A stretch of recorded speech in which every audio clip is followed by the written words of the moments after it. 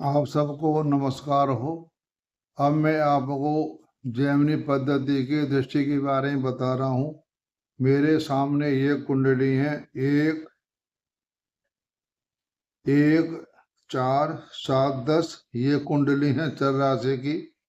किसी की कुंडली में अगर चर राशि है, एक मेष हो या कर्क हो या तुला हो या मकर राशि, हमारी ये लगन में राशि है, तो इस राशि के बाद स्थिर राशि आती है वृष राशि।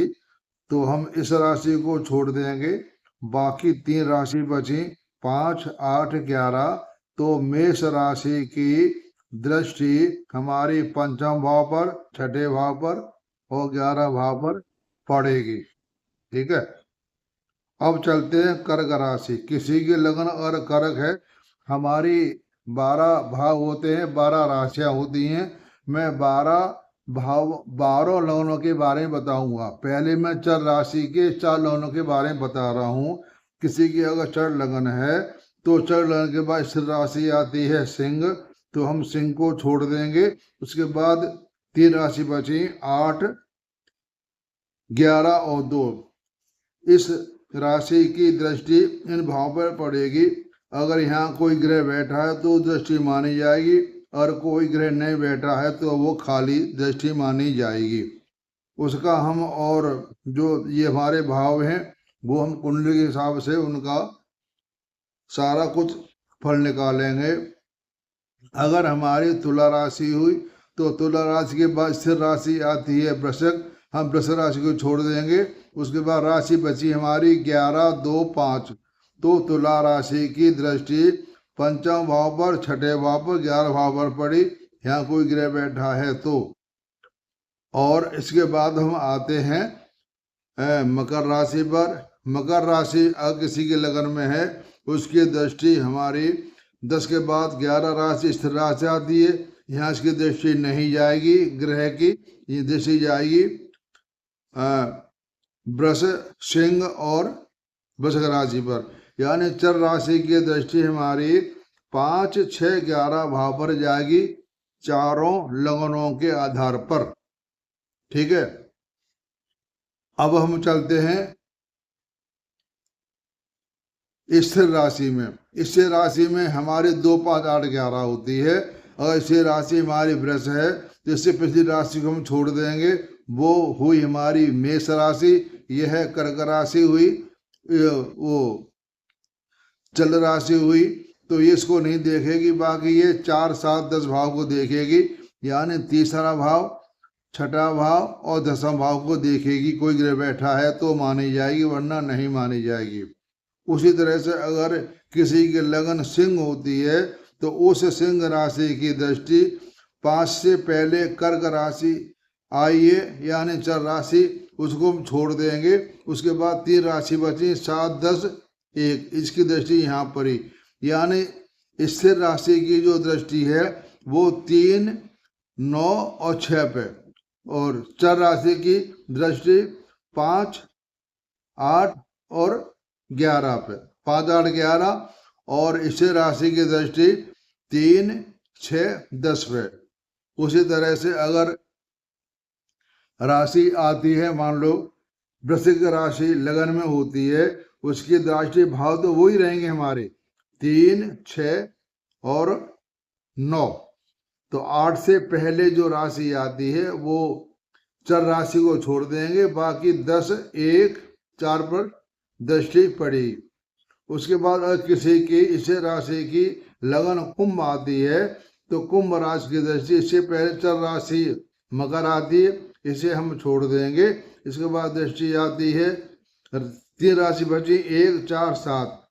तो यानी 3 6 और 9, यानी इससे राशि की जो दृष्टि होती है वो हमेशा 3 9 6 पे दृष्टि पड़ेगी, चारों स्थिर राशियों पे। अब चलते स्थिर राशि पर। हम स्थिर राशि किसी की लगन होगी, 3 हो या 9 हो या 6 हो या 12 हो, तो उसके वो चारों जो हमारे सेंटर के भाव में, उन्हीं को सबको ले लेगी।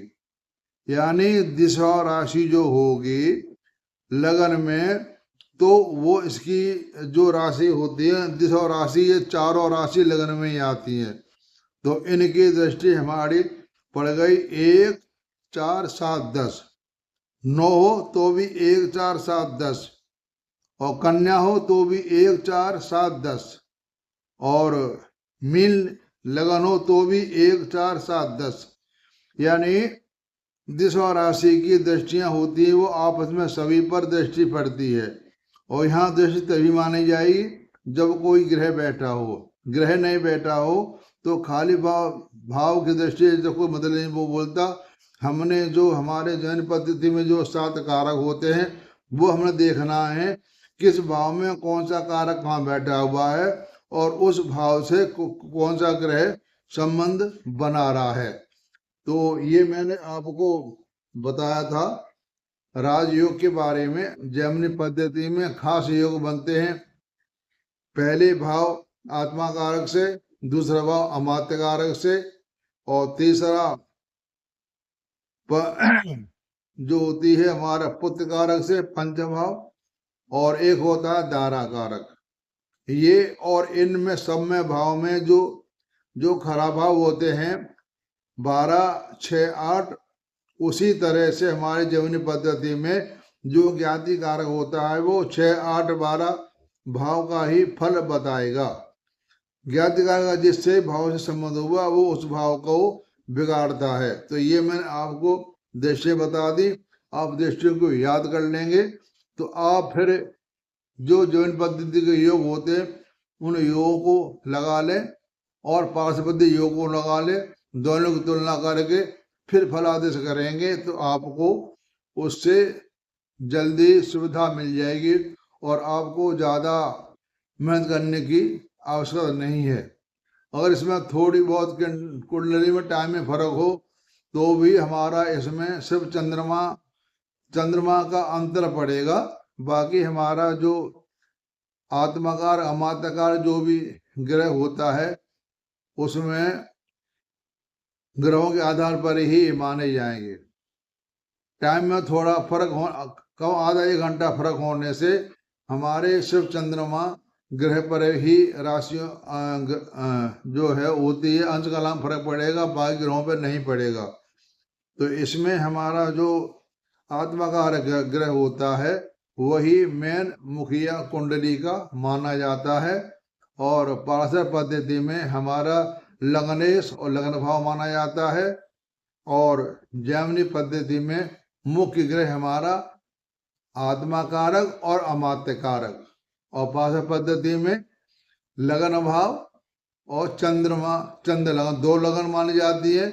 इसमें आत्माकार अमात्य कारक 2 ग्रहों की ज्यादा मान्यता मानी जाती है। तो मैंने ये ऐसे आपको दृष्टि के बारे में बता दिया। आप सबका सुनने का धन्यवाद और आप सबको मेरा नमस्कार।